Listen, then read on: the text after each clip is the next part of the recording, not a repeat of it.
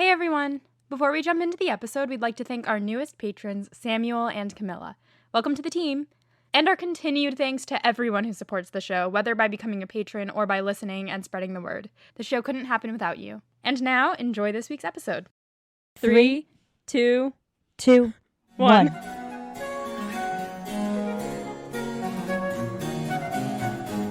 This is Becca. This is Molly. We're here to talk about Jane Austen. As we always are. Molly has never read Pride and Prejudice. Becca has read all of the books.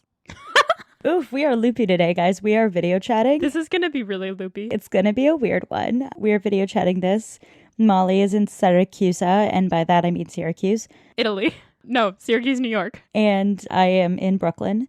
But we are looking at each other over a video chat right now. And Molly is getting a really nice angle on my boobs. And by really nice, I mean that the camera is facing at a direction where it looks like I have like one really big boob instead of two boobs. It's called a uniboob, Becca. I don't know what the kids are calling it nowadays, but I have it right now. And Becca is getting a really nice view of the crack in my phone screen, making it look like I'm looking at her through a mist. She does look very mystical. I like that phrasing. So that is us at this very moment. We have some chapters of Pride and Prejudice to discuss. So today we are going to be talking about Volume 3, Chapters 2 and 3 of Pride and Prejudice. If your book is not broken up into volumes, we are more than halfway done with the book, so we're somewhere in the latter half. Oh yeah, we are safely in the sort of lead up towards the end of the book at this point, I think. Yeah, I was really surprised. I was like flipping to where I last was to read these chapters, and I was like, we're almost done. I know, it's so sad. I'm really glad that the tension has lasted this long, because I've kind of been feeling like, oh my god, they have to fall in love at any minute now, but like they're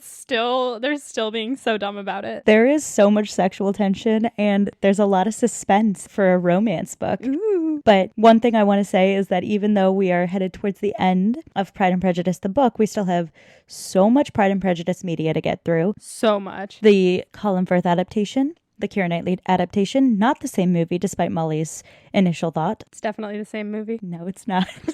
And there's also Bridget Jones' Diary. We'll get there, listeners. I'm but sorry. You will see. Halt. Bridget Jones's Diary is based on Pride and Prejudice? That it is. Molly is looking at me with her mouth wide open. I'm speechless. I fucking love that movie. Did you not realize that Colin Firth's character's name is Mr. Darcy? What? I'll say this. It's an extraordinarily loose adaptation. Sure. Like 10 Things I Hate About You. Way looser. Listeners, I have to tell you something. If you haven't noticed this about me already, if I'm not aware of something, like if I'm not reading the book, the reference will go straight over my head. For example, I just watched Friends for the first time last year or 2 years ago, and I know that's a controversial thing to enjoy, but I love it, so whatever. You're allowed to like Friends. People should like what they like. Go on. Yeah, thank you. But my roommates in college, when we had like an apartment, it was like Friends Central up in there all the time. Like Friends was always playing on the TV in the living room. So I watched Friends before I made the conscious decision to watch Friends. I knew all of these characters and plot points and whatever straight over my head. I had no idea. Spoiler alert, Monica and Chandler, no idea. I knew Ross and Rachel was like a thing, but I didn't know, like, spoiler alert, they had a baby together. So many things. And I was at this place for brunch one day by myself on a day off, the summer I was watching Friends, and these people next to me were talking about Friends for some reason at brunch. Like, who does that? And they were talking about how Rachel had Ross's baby from that one time, and I was just devastated that I found out that spoiler. Anyway, most things go over my head. This is very useful as someone who's trying to keep spoilers away from Molly, because if she accidentally hears a spoiler in the wild, it is really easy to have it just go out of her head later. Yeah, like the time that I posted a meme and I thought, oh, this is a fun meme, and it was totally a spoiler meme. It was a huge spoiler, but that's okay. Anyway, we have some chapters of Jane Austen to look at, and I like to think that these chapters go hand in hand in a really nice way. We have first the polite chapter. It is very polite. And then the petty chapter. Very petty. So let's get into what happens. First, where we left off is that they went to Pemberley, Lizzie and her aunt and uncle, and they ran into Darcy. And Darcy told Lizzie that he wanted her to meet his sister. Yes. So that's where we're at with that. And Lizzie thinks that Darcy will probably bring Georgie the day after she arrives, and she's supposed to be arriving the next day. But then he brings her the next day as soon as she arrives, which surprises Lizzie. It's like a super clutch move. They talk about this later. It's like the peak of politeness. It's so much respect. Like the first thing she does when she gets there is goes to see Lizzie. She's like hyped to see her brother's crush. She's so hype. I mean, they're both super nervous, but we'll get to that. We'll get there. Oh yeah, we'll get there. Lizzie's like pacing up and down the room like, oh my god, because she sees them coming and she's like, oh no. You just know that bitch is like pinching her cheeks, fluffing her hair. She's like getting all ready and she's like, oh my god, he's definitely overplayed me. Yeah. To her, he's definitely exaggerated how cool I am. And so she wants to live up to that. She's really nervous she's not going to. I wonder why she's so nervous. She's self-deprecating. Oh, you mean because she's in love with him? Sorry, did I not have enough innuendo in my tone when I said that? You need a little bit more innuendo next time. Sorry, let me try that again. I wonder why she's nervous. Thank you, Becca. As you know, things tend to go over my head. So I need you to be very clear. You're welcome. You're very welcome. I'm here to help. So her aunt and uncle start thinking something might be going on here, but they don't say anything because they're the best. And then Georgie arrives. So now we get to learn about who Georgie Darcy is. Yeah, there have been a lot of questions about Georgie Darcy. There have We're been. Finally meeting her. And I've kind of been like, will we ever meet her? Like, don't really care. And then I thought maybe she was going to be like super cool and like, ha, I'm the best. And she's shy. All the Darcys have no social skills. They're super awkward together.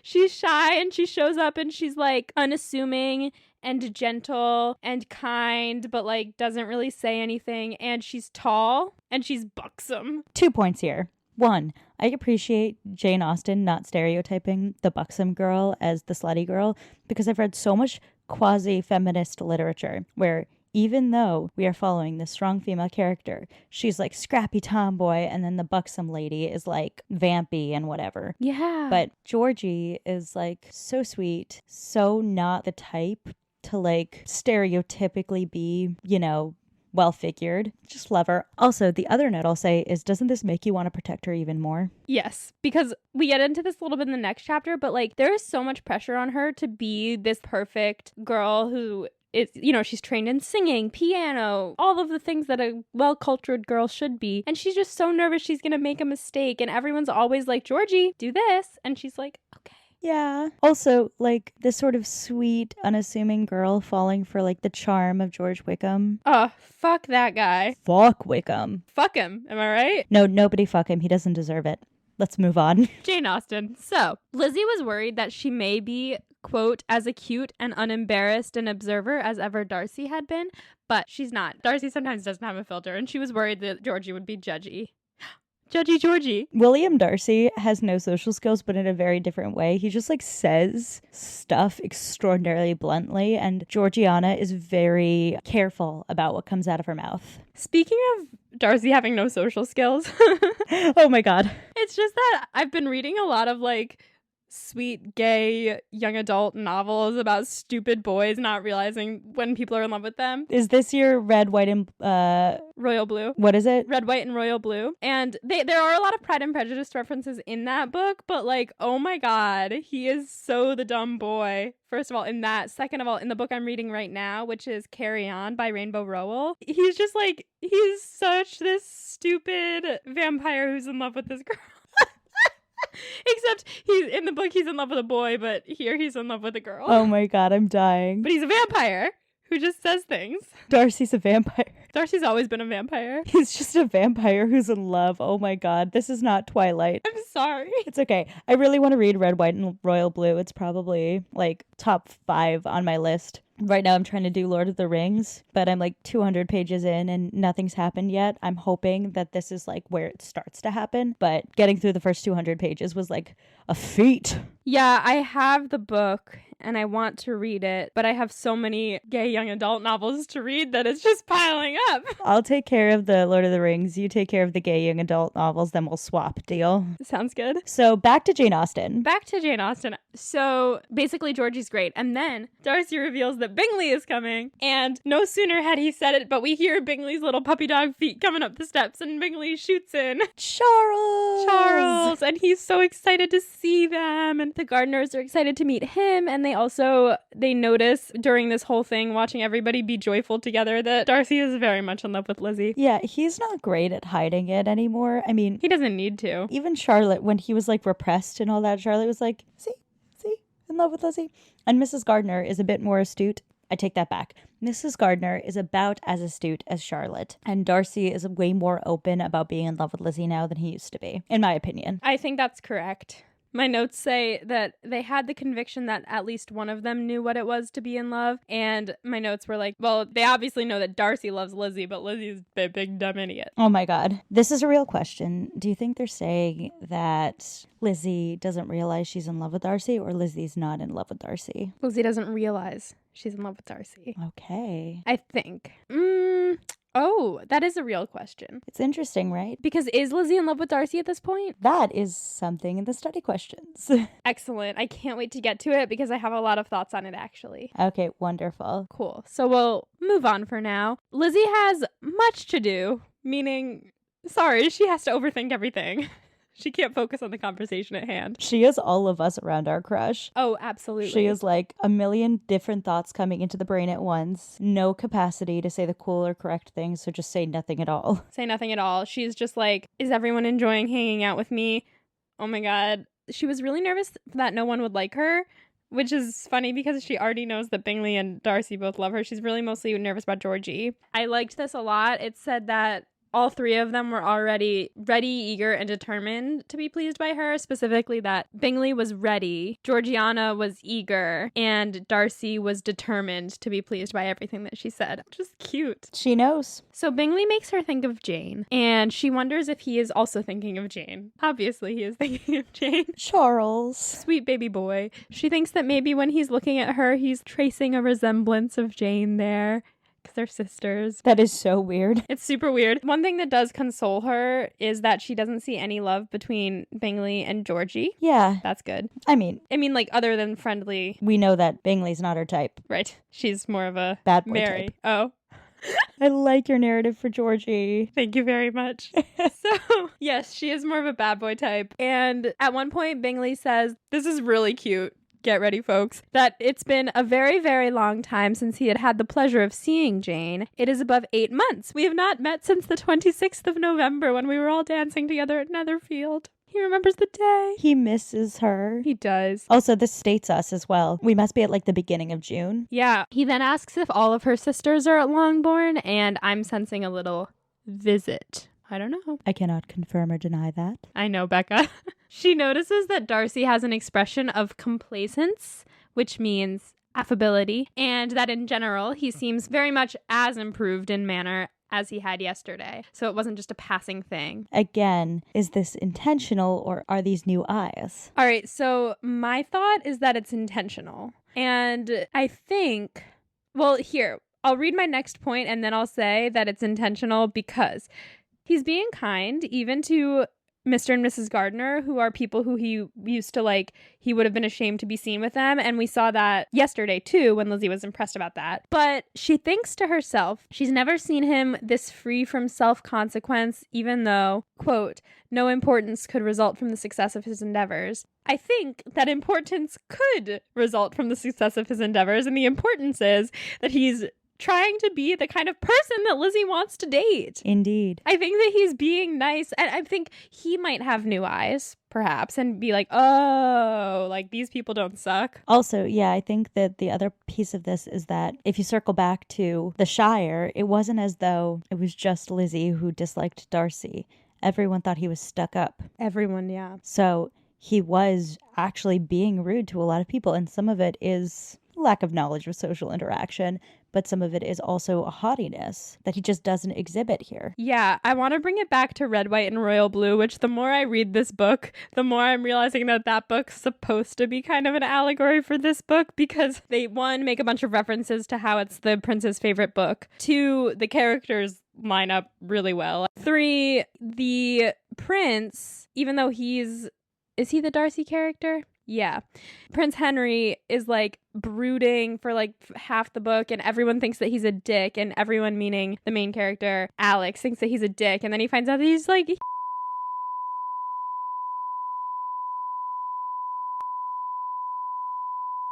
You know, no spoilers. I just gave you a bunch of spoilers, but like... You'll forget. You're actually totally lucky that I tuned you out right there. It doesn't surprise me that you're reading a romance novel based on this, because this is indeed one of the most influential romance novels of all time. I'm starting to see that. The other thing I wanted to bring up is it looks like at this point in time, Lizzie has been made aware of her prejudice. And is trying to change. And Darcy is being made aware of his pride. And trying to change. And I don't know if you know this, but the title of the book is... What is it? Pride and Prejudice. Oh, yeah. Oh, boy. Then Darcy and Georgie are going to leave, and they invite them to come to dinner at Pemberley, and Lizzie's kind of embarrassed, and she like doesn't say anything, but her aunt is like, sure, we'll come. The description of this moment is so fun, where she's basically like, she looks at her niece, who is not saying anything, and she's like, does she not want to go, or is she just too like awkward to say anything right now? And she sort of decides she's just too awkward to say anything, and then she looks at her husband and she's like, he loves hanging out with people, he loves broing out. And then she's like, yeah, we'll go. Yeah, it was cute. Love Mrs. Gardner. It also said that Georgie was nervous too, because Georgie doesn't usually invite people over. So she was like, oh, yeah. So now we can confirm Georgie Darcy is a lil angel. She's so sweet. I love her. We protect. We protect. We attack. We understand now that Wickham ain't no snack. Yes, there it is. So Lizzie thinks back on the last half hour pleasantly, even though, while it was passing, the enjoyment of it had been little because she was so nervous. She only sticks around for a moment to hear her aunt and uncle praise how great Bingley is, but she's like, I don't want to hear them talk about Darcy, so she runs away. And they weren't going to talk about Darcy anyway, because it's clear to them that he's in love with her, and they don't really feel the need to bring it up with her, or they don't want to bring it up with her because they don't want to embarrass her. Probably the latter. Shouts to the Gardners for legitimate tact. We fucking love them. Best characters in this book. They're like the only functional people in this entire book. They really are. Them and Charlotte. But Charlotte's also kind of a disaster. She made a choice. She did. She made choices. But the Gardners are just like in a happy marriage, chilling. And they're hot, in my mind. Go the Gardners. Oh, so Mr. Gardner totally has like a goatee, but like the hot kind. There's no such thing as a hot goatee. Okay, so he has like a mustache and beard combo that's like just around this part of his face. You're going to have to be really specific. You're going to have to give me a celebrity to pinpoint on. Let me Google some stuff. Hang on. Listeners, let me know if you think there's any such thing as a hot goatee. Personally, facial hair can be lovely, in my opinion, but refrain from mustaches, soul patches, and gross goatees. I know who I'm picturing, and it's going to take me a while to get there, as we all know. Oh, you know what? You know who I'll give you? Orlando Bloom can pull off a goatee in Pirates of the Caribbean. Yes, but Orlando Bloom does not play Mr. Gardner, because Orlando Bloom is playing... I feel like we've talked about this before. Now I don't remember. I don't remember Orlando Bloom playing anyone. We haven't talked about Mr. Gardner yet. He's just really into fishing and chilling out. He is. We love. He's kind of a lumberjack, isn't he? Kind of. He's got that vibe, I guess. He likes like the outdoors. Yeah. So, okay. Now we get Mr. and Mrs. Gardner's opinion of Darcy. And they think well of him. And they realize that had they taken their description of him that they've just gotten from getting to know him for 2 days and his servant talking about him, and they brought that account of him back to their circle at Hertfordshire, people would not have known who they were talking about. And they decide that they much more believe the descriptions of his servant and what they've decided about him than they did the tales of him that they heard from before and how everyone hated him. And they decide they're going to make their own opinions. It says, quote, they had nothing to accuse him of but pride. Pride he probably had, and if not, it would certainly be imputed, meaning estimated or assigned by inference, by the inhabitants of a small market town where the family did not visit. Does that mean, like, run through, like, the rumor mill would certainly tell them if he had pride or not. Basically, they're saying that, like, of course he would come off as proud to this tiny little town where gossip is rampant. But in the town, they learn how Wickham is regarded. Which is poorly. He's been looked down upon because even though they don't know everything about him and Darcy, they do know that he left with many debts and that Darcy discharged his debts. Cute. I wouldn't go with cute. I would say Kind. good on Darcy. But fuck Wickham again. Yeah, well, we hate Wickham. The inference here is that he is like partying with opium and alcohol and hookers, the whole shebang. That night, Lizzie can't sleep because she can't stop thinking about Darcy, and she's trying to figure out how she feels about him. What a monologue. It's such a fucking mood. She knows, 1, she doesn't hate him. 2, she might even respect him, though she was not willing to admit this at first. But most of all, above those like feelings of respect and like non-hatred, she feels gratitude for him. Gratitude, not merely for having once loved her, but for loving her still well enough to forgive all the petulance and acrimony, meaning bitterness or ill feeling, of her manner in rejecting him and all the unjust accusations accompanying her rejection. Really quick stop here. Yes. I accused Fitzwilliam Darcy of reacting poorly to the proposal in the moment, which he did. The rejection of the proposal, I mean. Well, the proposal wasn't so hot itself. Proposal getting? Not really a great move on his part, and I don't blame Lizzie for anything that she said in her rejection. Oh, not at all.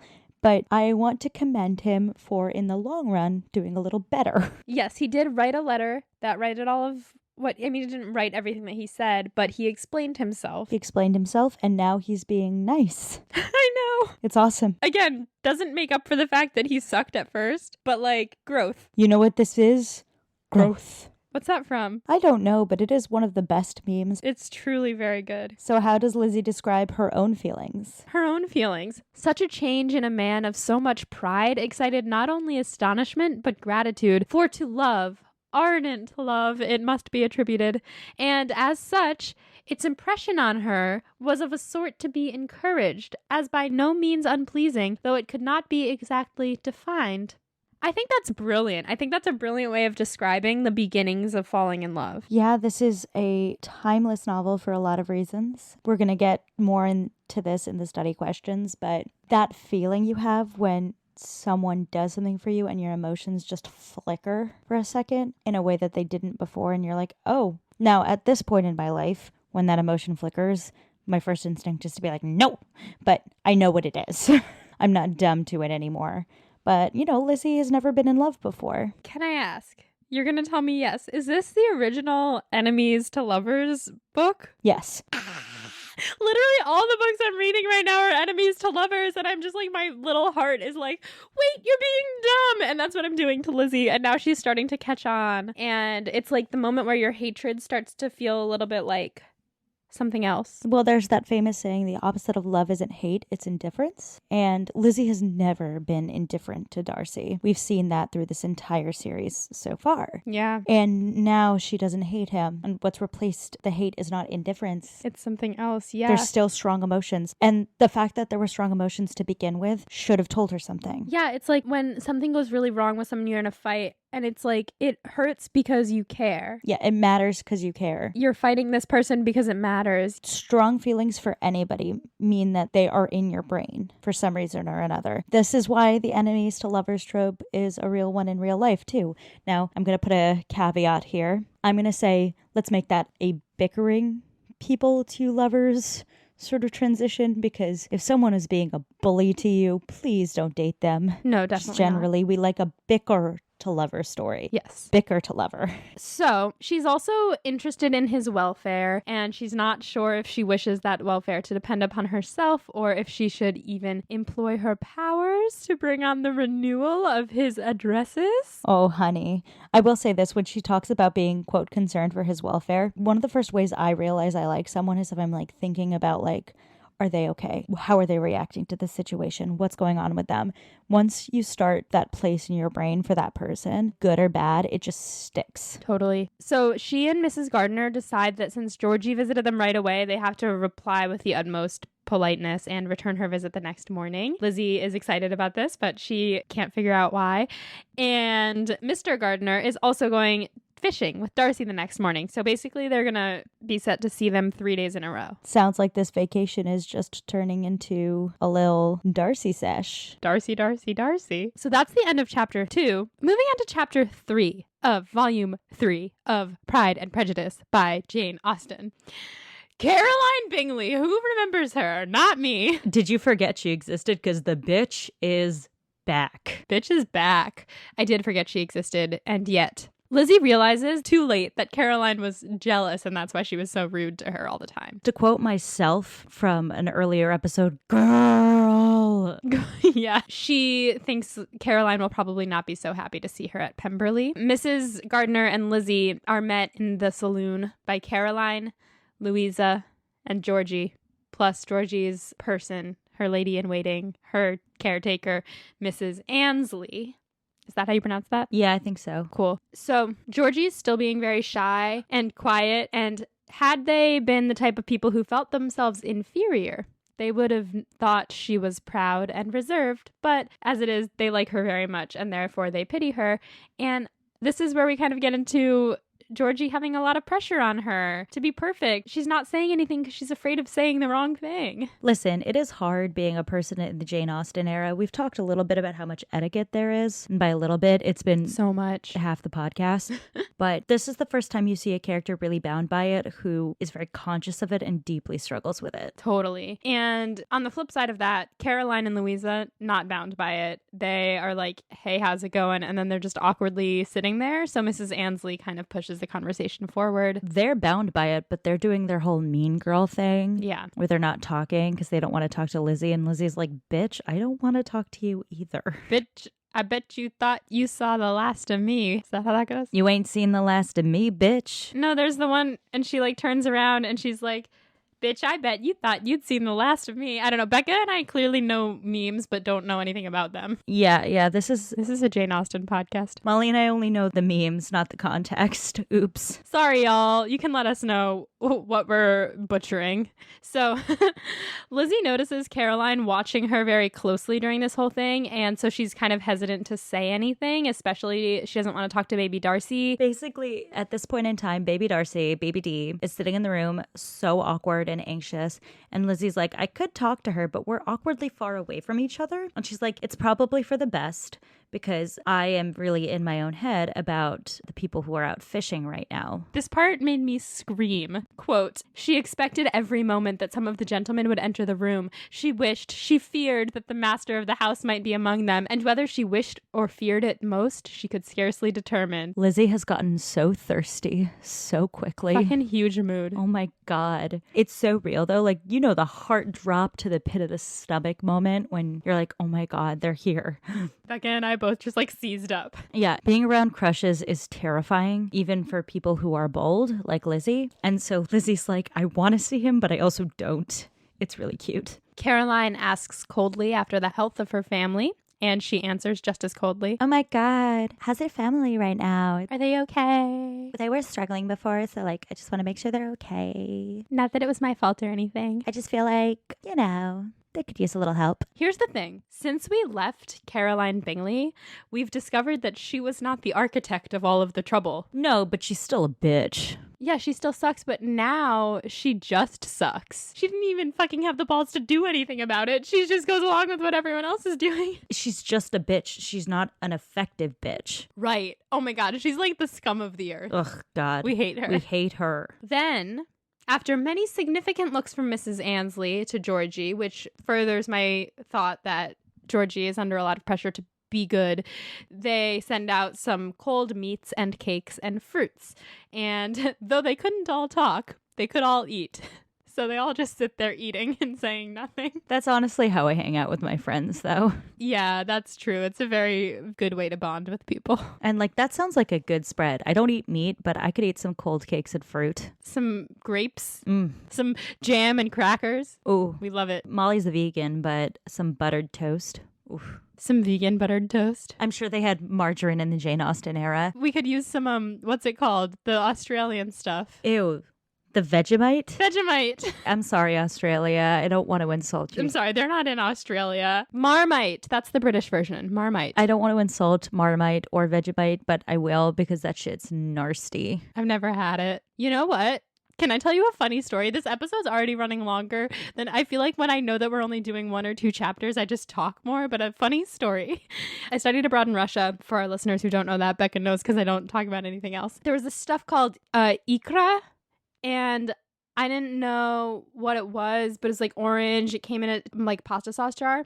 And I would just like buy that and put it on bread or like eat it with a spoon. And what was it? Well, I looked up what the word meant and it meant caviar. And I was like, that doesn't make any sense. I know what caviar looks like. And there's pictures of vegetables on the front of this. So, like, obviously, it's just a blend of vegetables. So I continued to eat it. It had fish eggs in it. It was blended fish eggs with vegetables, like roasted eggplant. That sounds delicious. It was it tastes so good. And honestly, like, I stopped eating it then because I was vegan by this point. But I was like, holy shit. This is fucking amazing. And I don't know. And it tastes like my childhood. I don't know why. It's just like the best stuff ever. So if you do eat fish eggs, eat that. I mean, I'm a pescatarian and I'm going to look this up because I want this now. So back to Pride and Prejudice. I'm sorry. That was a big, we were talking about charcuterie again, weren't we? We were talking about Marmite. It's like really yeasty. Yum. It's like really like intense flavor. I can't explain it. I don't enjoy Marmite or Vegemite. Sorry. Back to Jane Austen. So finally, Mr. Darcy arrives and Lizzie gets butterflies when he shows up, which clarify that she wished him more than feared him to arrive, but then she immediately regrets it. It's kind of like that moment you see the person come through the door and you're like, oh no. That's the moment you check your hair. Yeah. I don't know if this is just me, but whenever my crush walks in, like first thing I do, I have short hair, listeners, and I will just like push it back immediately. I'm like, okay, hair check. Is everything in place? That's my tell. Yeah. And she resolves, Lizzie, to be easy and unembarrassed, basically checking her hair and then being like, I'm not going to do that again. And she notices that it's easier said than done. She's like, hey, stop. And the suspicions of everyone involved are awakened against them. Everyone's staring, especially Caroline. Jealousy had not yet made Caroline desperate. So she tries to talk to Darcy as much as she always has, but then she notices that Darcy's really trying to push this friendship between Lizzie and Georgie, and that makes her mad. So what does she know will touch a nerve with Lizzie? She brings up the militia and Wickham by connection.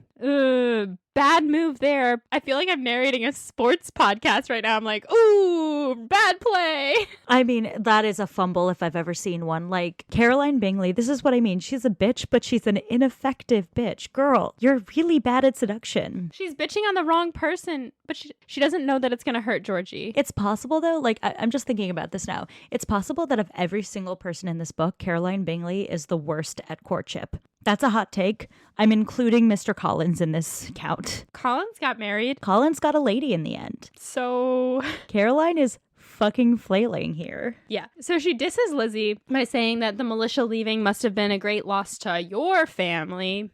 One, reminding everyone that she used to have a crush on Wickham and she thinks she still does.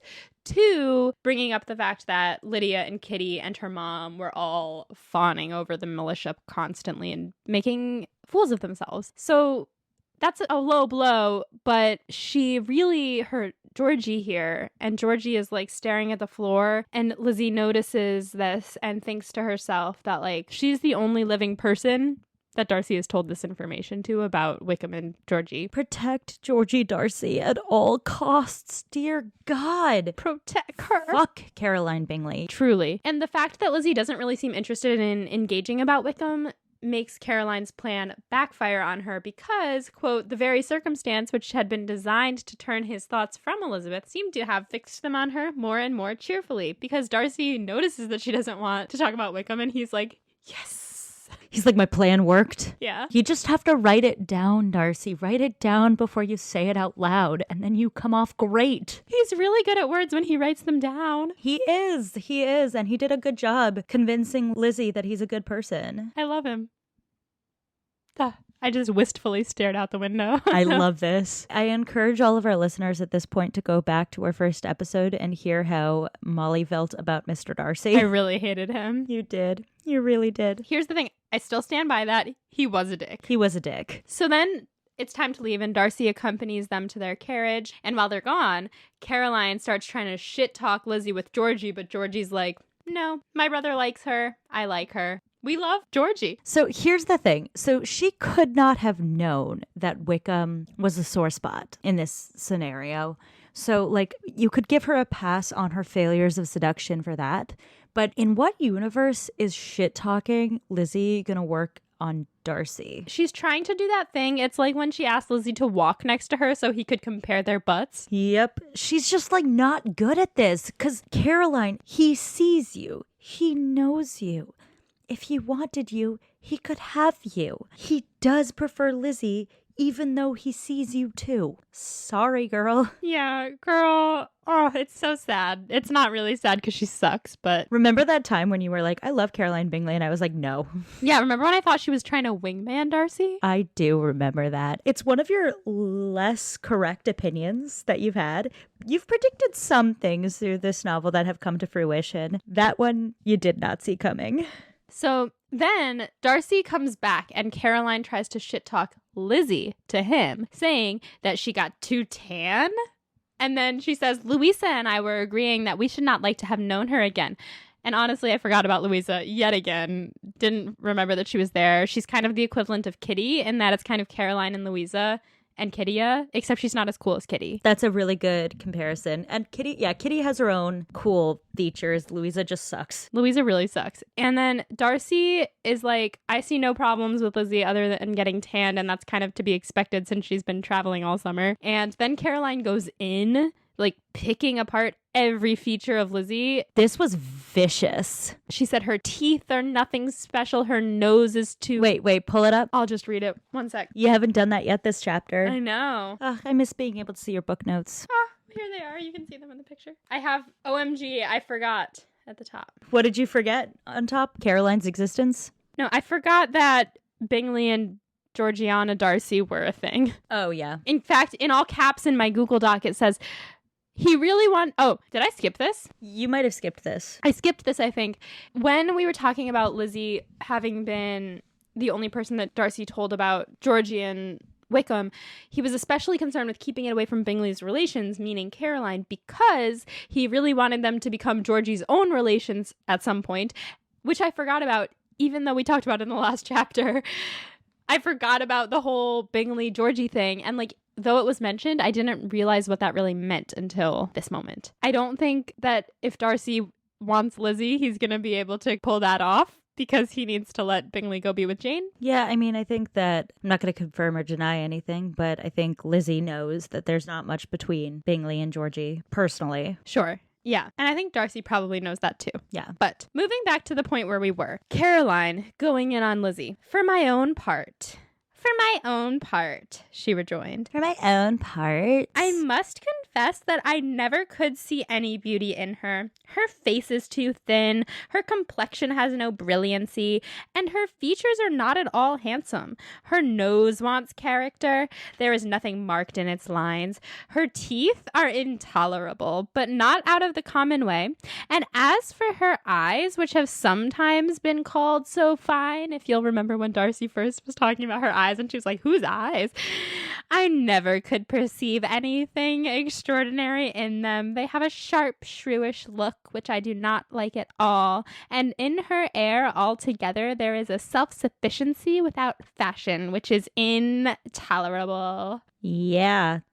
Ladies, let's not do that to each other. Gross. We're all beautiful. Yes. Ugh. So are boys. Everyone is beautiful. We're all miracles of nature. This is taking a turn. But my point is that sometimes society pushes women to shit on other women for men. Do not be the Caroline Bingley. Do not. Do not. Anyway, go on. So then, this is funny, persuaded as Miss Bingley was that Darcy admired Elizabeth, this was not the best method of recommending herself, but angry people are not always wise. And I was like, yes, narrator. Jane knows what's up. She really does. This is what I'm saying. Caroline is the worst at seducing of anybody in this book. Truly. Then she brings up that initially apparently Darcy had felt the same way, and she calls up a quote of his, which we didn't know until this moment, which was, "She, a beauty, I should as soon call her mother a wit." Gross. Rude. And then Darcy says, "Yes, I did say that, but that was before I actually knew her, and now I see her as one of the handsomest women I know." This is incredibly sweet. But also then it makes me think, like, is Lizzie not hot? No, Lizzie's hot. All right, so rude before. So here's the perception I get.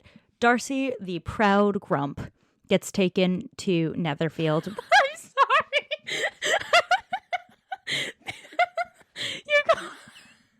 Becca called him a rump. Grump! Oh my god, I heard rump. No, I said grump. This is the problem with video chatting in quarantine, is that you don't hear all of the consonants. I don't see this as a problem. I heard the proud rump. I've had half a glass of wine. She said rump. I said grump. I'm going to call him the rump from now on. Continue. Oh, God. So the proud rump, Darcy, is at Netherfield, and he's pissed off to be there, and Bingley drags him to a party. There's no beer. He's just forced to dance with a lot of people, so he's going to be grumpy about everyone.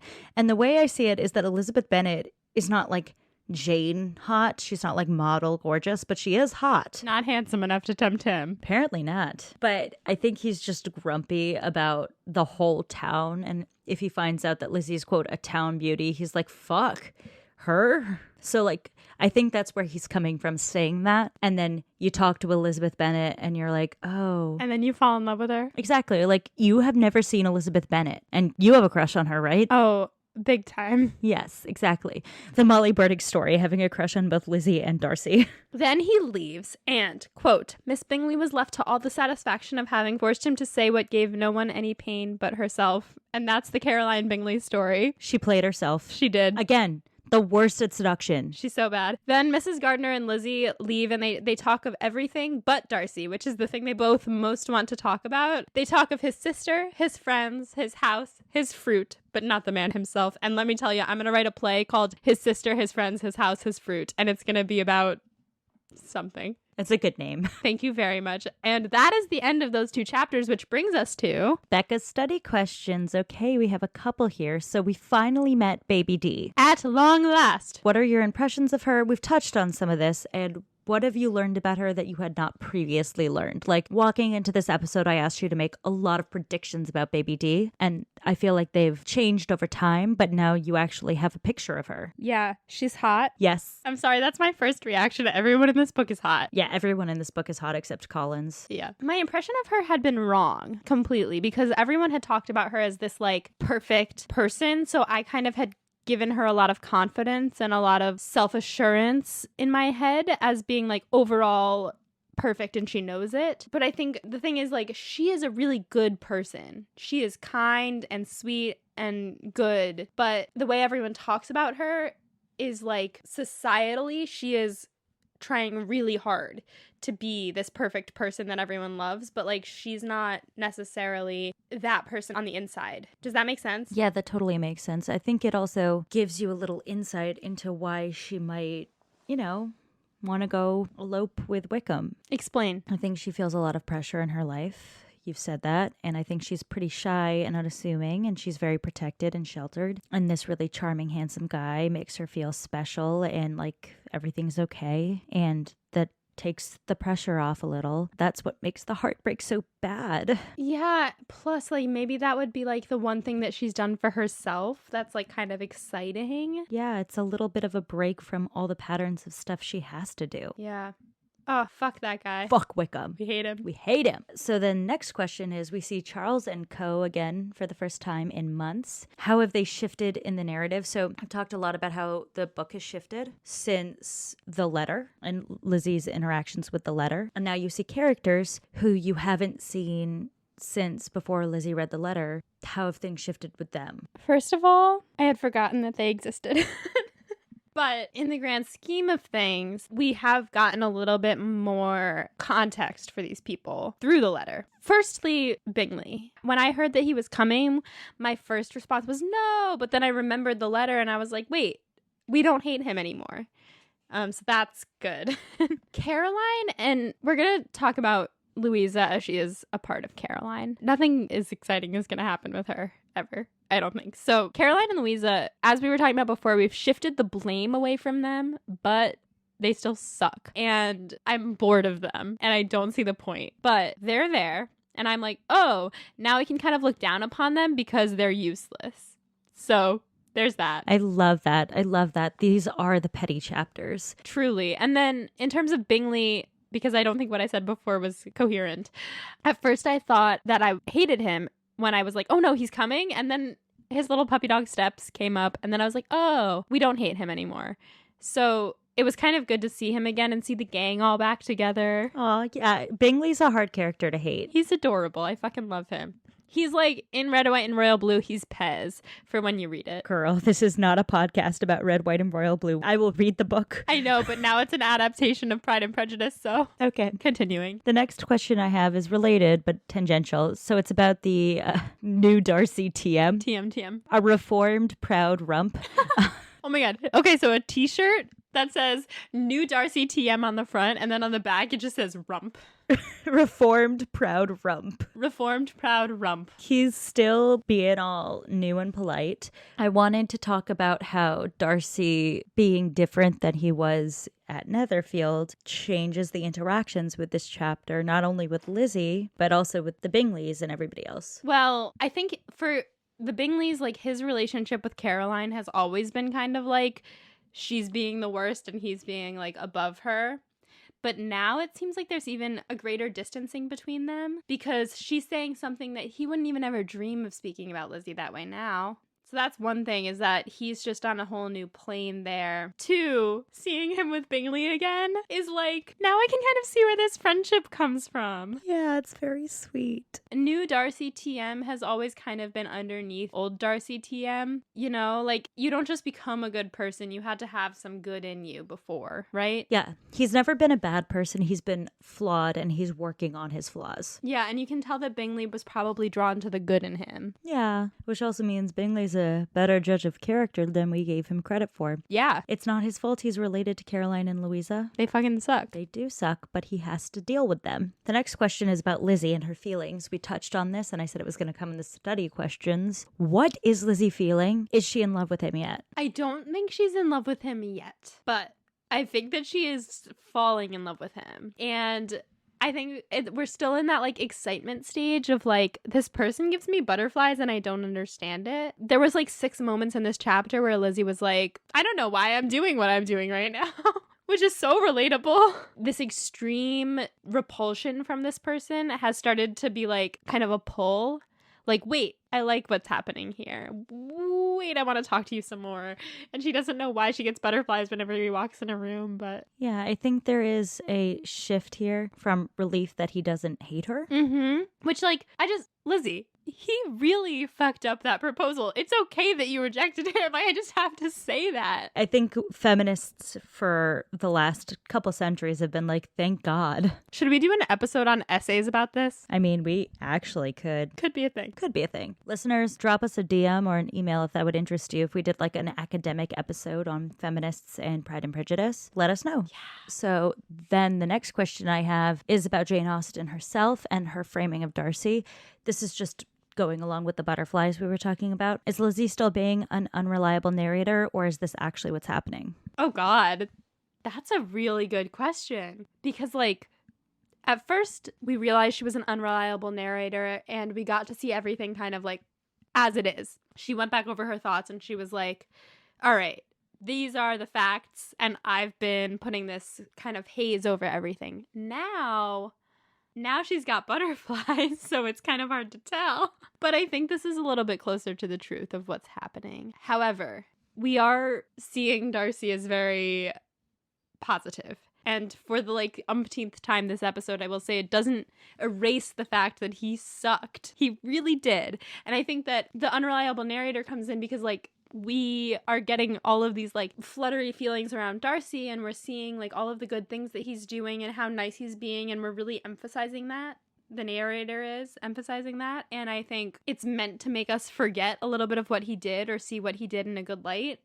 Nothing could make that good. Like, he wasn't correct in saying any of the things that he said to her in his proposal still. Yep, totally agree. He was still a dick. I think this is an important point for listeners and just fans of Jane Austen to hear. Darcy was a dick at the beginning of this book, and I think the story is Lizzie learning to be more open-minded and Darcy learning to be a bit more aware of those around him. The next question I have is about that little monologue you read me.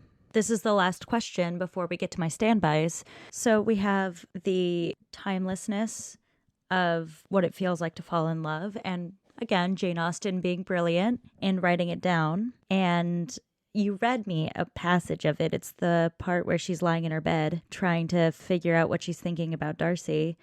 And I wondered if we could talk about just how that relates to falling in love today. I think that this is kind of like the moment that after she's rejected his proposal and she goes home and cries, and how that moment is so visceral and so timeless and so the same no matter where we are in life. This moment of like lying in bed and thinking about everything that's happened and not understanding what it is that you're feeling, but knowing that it's not an unpleasant feeling is so recognizable. Specifically, this gratitude towards that person. Gratitude that he doesn't hate her. Yeah, and then also this part where it says that it's by no means unpleasing, though it could not exactly be defined, her feelings. So like there were a few moments in these chapters, actually, I think I did touch on this briefly, where Lizzie is like, I don't know why I'm thinking this, or I don't know why I'm feeling this, or like when he walks in the room and she has butterflies and she's like, actually, it never even says she has butterflies.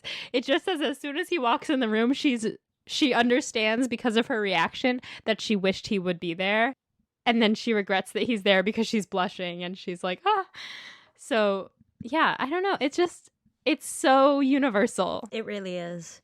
And it's so weird that it just hasn't shifted. We're all very human, and there's nothing more human than a reaction to a crush.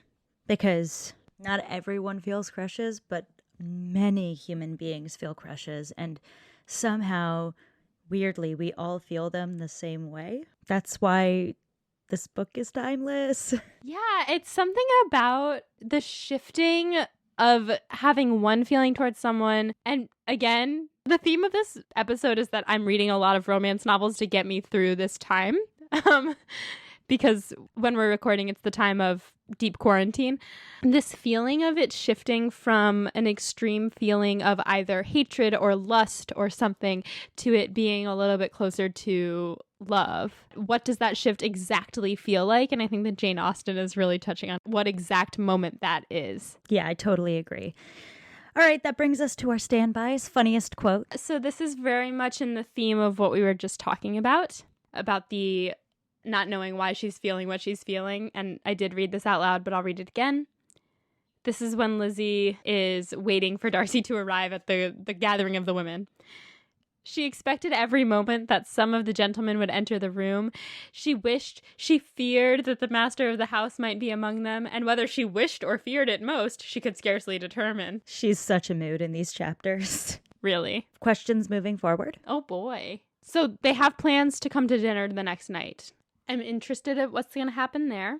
I want to see baby Darcy, Georgiana, our girl, like come into her own a little bit, and I don't know how that's going to happen. And then will we see Wickham again? Because he's been a topic of conversation, but he hasn't been here for a while, so I want to know if we're going to see him again. Great. And who wins the chapters? I feel like I want to give it to Darcy every time. Oh my God. You know what? Do I want to give it to Darcy, or do I want to give it to Bingley just for making a great comeback? We could give it to Charles this time. Darcy's had a lot of wins recently. Should we give it to Georgie just for being great because we just met her? Let's give it to Baby D. Baby D, this one's for you. We love you. We love you. We want to protect you. We protect, we attack. Wickham is no longer a snack. Exactly. All right, guys, that's all we have for you today. We hope that you and yours are safe and that this podcast is hopefully bringing you even like a little twinge of light. I will say that like one good thing that's come out of all of this is that everyone seems to be really bent on connecting with each other more than we usually do. And I hope that has continued for all of you. Yes, continue to connect as much as you can. I think it's really important. Reach out, and you can reach out to us. We're always happy to hear from you at any of our social medias. Yeah, all at Pod and Prejudice. Yes, we have all of that locked down name-wise. podandprejudice.com, Instagram at Pod and Prejudice, Twitter at Pod and Prejudice, the Pod and Prejudice Facebook page. All are open. podandprejudice at gmail.com, podandprejudice at patreon.com. And until then, stay proper. Find yourself a quarantine buddy. I'm sorry. Find yourself a husband or a wife or a life partner. Yes, do that. We love you. Love you. Pod and Prejudice is edited by Molly Burdick and audio produced by Graham Cook. Our beautiful show art is designed by Torrance Brown. To learn more about our show and our team, you can check out our website at podandprejudice.com. To keep up with the show, you can follow us on Twitter, Instagram, and Facebook at Pod and Prejudice. If you like what you hear, check out our Patreon at patreon.com/podandprejudice to see how you can support us, or just drop us a rating and review wherever you listen to podcasts. Thanks for listening.